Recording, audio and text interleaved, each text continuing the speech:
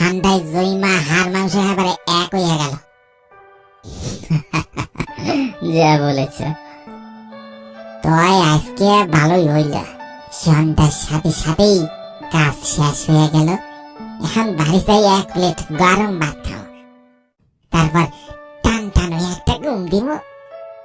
আমিও তোমায় বাড়ি নামিয়ে বাসায় যেয়ে শুয়ে পড়বো। তোমাদের গ্রামে আসার পর থেকে আমারও তাড়াতাড়ি ঘুমানোর অভ্যাসটা হয়ে গিয়েছে। অবশ্যই এতে ভালোই হয়েছে আমার জন্য। ওই যে একটা প্রবাদ আছে না, early to bed early to rise makes a man healthy wealthy and wise. ইংরেজি কইলেন? হয় তা বুঝছি, ইংরেজি কইছেন। ওই ঘুম টুম নিয়ে কিছু একটা হইব আর কি, বুঝছি বুঝছি।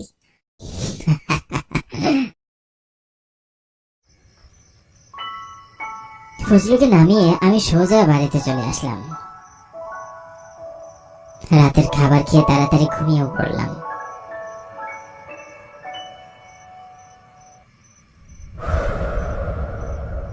শীতের নিস্তব্ধ রাতে হঠাৎ করে ফোনটা বেজে উঠল। এই গভীর রাতে কে ফোন করলো আবার? আধঘুম চোখে ফোনটা হাতে নিলাম। অলস গলায় বললাম, হ্যালো, কে বলছেন? অপর প্রান্ত থেকে একটি অচেনা আতঙ্কিত গলা শোনা গেল।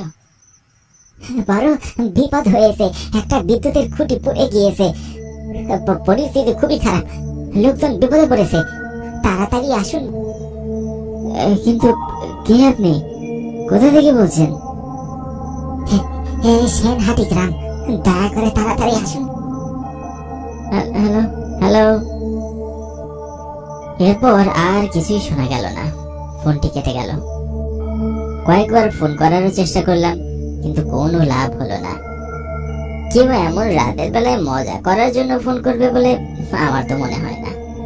অপরিচিত গলাটির আতঙ্কে ভরা আওয়াজে সত্যি কিছু ছিল। তবে আমি এই সময় একা যাবই বা কি করে? ওদিকে এত রাতে ফজলুকে পাবো কিনা তাও তো জানি না। আমার মনে দ্বিধা জাগলো। গভীর রাত, বাইরে কুয়াশায় ঢাকা শীতের হিম বাতাস, কিন্তু সাহায্যের আরতি উপেক্ষা করাটাও কঠিন মনে হলো। ব্যাগ গুছিয়ে মোটরসাইকেল নিয়ে বেরিয়ে পড়লাম। অল্প কিছুদিন হলো এখানে বিদ্যুৎ অফিসের ইলেকট্রিশিয়ানের কাজ নিয়েছি। আশেপাশের বেশ অনেকগুলো গ্রাম নিয়ে আমার এরিয়া, তবে এমন রাতের বেলায় এর আগে কখনো যেতে হয়নি। অবশ্য এমন একটা চাকরি যে হুটহাট করে যে কোনো সময় দুর্ঘটনা বা বিপদ ঘটেই যেতে পারে। তাছাড়া বিদ্যুতের কাজে তো ঝুঁকি থাকে। যাই হোক, শীতের রাতে কুয়াশার চাদর ভেদ করে গ্রামের মেঠো পথ ধরে এগিয়ে যেতে লাগলাম। সাইকেলের সামনে জ্বলতে থাকা টিমটিমে আলোয় অস্পষ্ট হলেও পথঘাট কিছুটা বোঝা যাচ্ছে, কিন্তু কেমন জানি একটু ভয় ভয় লাগছে আমার। চারপাশ থেকে যেন অদ্ভুত আওয়াজ আসছিল, পিছন থেকে কেউ অনুরোধ করছে কিনা বারবার সে অনুভূতি হচ্ছিল। তবে ফজলু থাকলে এমন ভয় আমার লাগতো না। ওই অঞ্চলে অনেকদিন যাবৎ কাজ করছে, আশেপাশের সব জায়গা ওর হাতের তালুর নিচে। আমি তার বাড়ির দিকে রওনা হলাম। ফজলুকে সাথে নিয়ে রওনা হতে হবে। তার বাড়িতে পৌঁছানোর পর দরজায় ধাক্কা দিলাম। ফজলু, বাড়িতে আছো ফজলু? একজন বয়স্ক লোকের গলা শোনা গেল। কে ডাকছে? বলছি কাকু, ফজলু আছে বাড়িতে? না বাবা, ও তো বাড়িতে নেই। সন্ধ্যাবেলায় বাড়ি ফেরার পর ওর মামার অবস্থা খুব খারাপ শুনে তখনই আবার রওনা দিয়েছে। কখন ফিরবে বলতে পারি না। এই যা, আমার শেষ ভরসাটাও শেষ হয়ে গেল। এখন কি করি? দেখছি একাই যেতে হবে। সামনের দিকে এগিয়ে যাচ্ছি। রাতের আধার ক্রমশ আমাকে আরো বেশি করে ঘিরে ধরেছে। সেই সাথে পিছনে এক অশরীরীর উপস্থিতি বেশ স্পষ্ট অনুভব করতে পারছিলাম। হয়তো নির্জন রাতে একা একা পথে চলেছি এজন্য এমন লাগছে। সেনহাটি গ্রামটি লোকালয় থেকে বেশ অনেকটা ভিতরে। এদিকটায় জনবসতিও অনেকটা কম, তাই আশেপাশে কোনো মানুষের দেখা পাওয়া খুব কঠিন হয়ে পড়ল।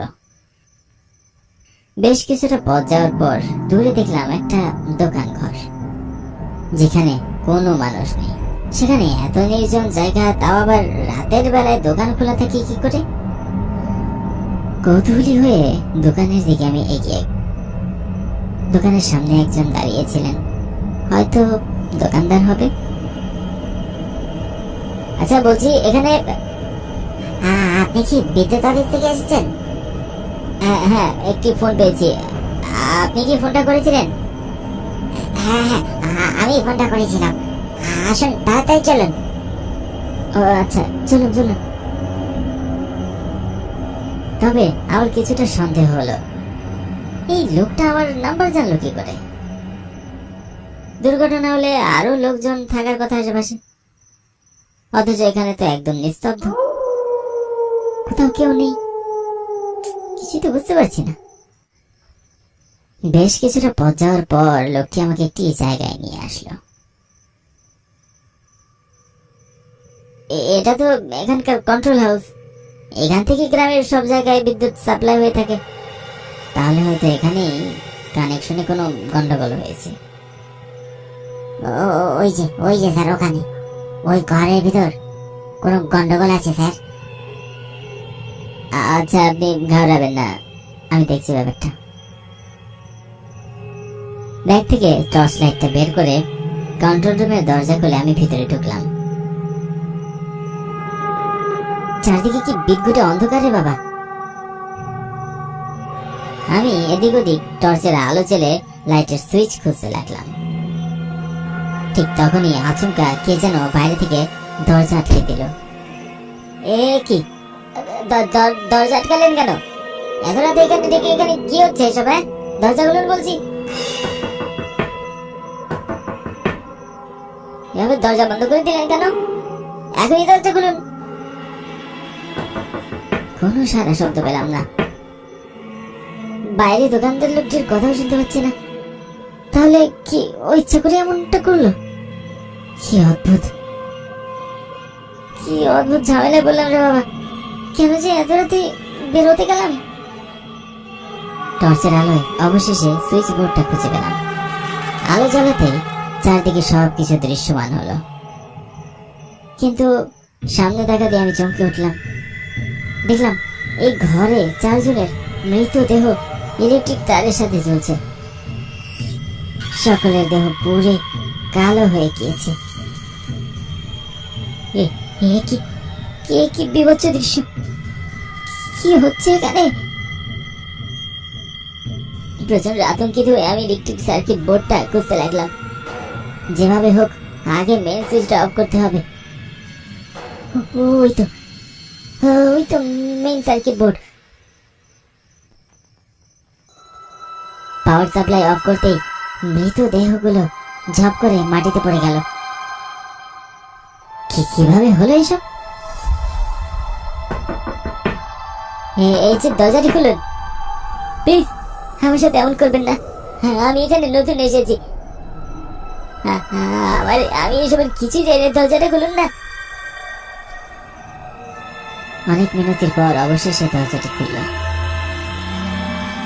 দেখলাম দোকানদার লোকটি বাইরে দাঁড়ানো, কিন্তু সেও কোনো স্বাভাবিক মানুষ নয়। সেও বিভীষিকাময় এক মৃত ছায়া। কেবল তার দেহাবশেষ দাঁড়িয়ে আছে মাত্র। কি দেখলেন? কেমন লাগলো বলুন? কি হচ্ছে এখানে আমাকে খুলে বলুন তো। আপনারা বিদ্যুৎ অফিসের লোকেরা দূর থেকে বসে এই তামাশা দেখে খুব মজা পান। আপনাদের ভুল কাজের কারণে মাঝখানে আগে এখানে বিদ্যুতের সার্কিটে 4 জন মারা যায়। বিদ্যুৎ অফিসে বারবার ফোন করলেও কাউকে পাওয়া যায় না। অদক্ষ লোক দিয়ে দায় ছাড়া কাজ করিয়ে দেয়। জনগণের টাকা মেরে আপনারা পালিয়ে যান, আর তার ফল ভোগ করতে হয় আমাদের, দিতে হয় আমাদের জীবন। আমি এসবের কিছুই জানি না, আমাকে বিশ্বাস করুন। আর আপনাদের শহরের শিক্ষিত মানুষেরা এই ঘটনাটা চাপা দেওয়ার জন্য কি মিথ্যা সংবাদ করলো জানেন? খবরে লিখলো গ্রামের নিরক্ষর মানুষের ভুলের কারণে বিদ্যুতের লাইনে অসংযোগ। কত বড় নিষ্ঠুরতা! ছি! আমি সব বুঝতে পারছি, আমাকে শুধু আর একটি সুযোগ দিন।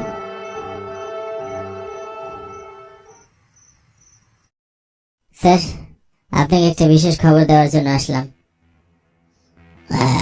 কি খবর বলো? আমি এখন একটু ব্যস্ত আছি, তাড়াতাড়ি বলো। স্যার, ওই যে সেনহাটি গ্রামের যে পাওয়ার হাউসটা আছে না, ওখানে ছোটখাটো কিছু যান্ত্রিক গোলযোগ দেখা দিয়েছে। তবে আপনি যদি বলেন এই সমস্যাটা অনেক বড় করে দেখিয়ে বেশ মোটা অঙ্কের একটা বাজেট দাঁড় করানো যাবে। আরে পুরো টাকাটাই তো মানে বুঝতেই তো পারছেন। আর যদি সেখান থেকে খুশি হয়ে কিছুটা আমাকে দেন তো।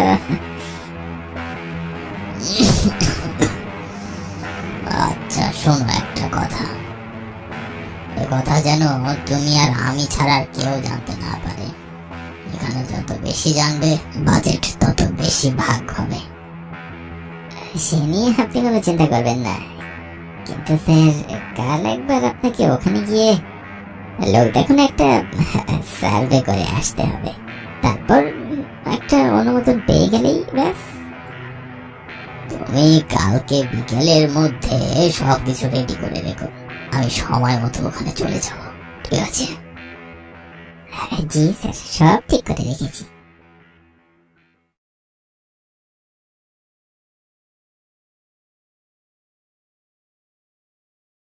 বিকেলে আসার পর সন্ধ্যা হয়ে গেল, এখনো আসলো না কেন? কোনোভাবে কি কিছু বুঝে গেল না তো? আরে ওই তো গাড়ি নিয়ে কেউ আসছে।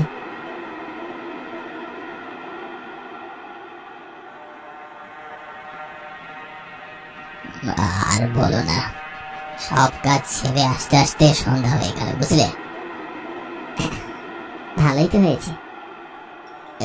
কিছু বললে? না স্যার, বলছি আপনি সাবধানে এসেছেন, এটাই অনেক। তা যা বলেছ, গোপন কাজ কি আর সবাইকে জানানো যায়? ড্রাইভার কেউ আনেনি। স্যার দেরি হয়ে যাচ্ছে, চলুন স্যার ভেতরে চলুন। হ্যাঁ চলো চলো।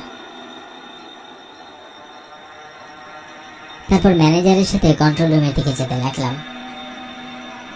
ম্যানেজার ঘরের ভেতরে ঢুকতেই আমি নিঃশব্দে দরজাটা আটকে দিলাম বাইরে থেকে। এই দরজা আটকে দিলে কেন? কি হচ্ছে নাকি? দরজা খোলো, এবার কিন্তু বেয়াদবি হয়ে যাচ্ছে বলে দিলাম। এই স্কাউন্ডার কোথাকার, দরজা খোল বলছি, তোকে আমি পুলিশে দেব। তুই বাঁচলে হয়।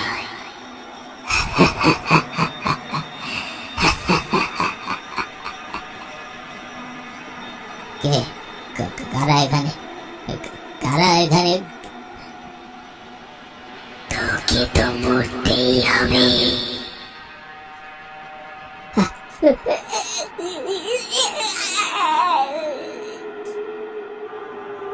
তোর মতন শয়তানদের বেঁচে থাকার চেয়ে মরে যাওয়া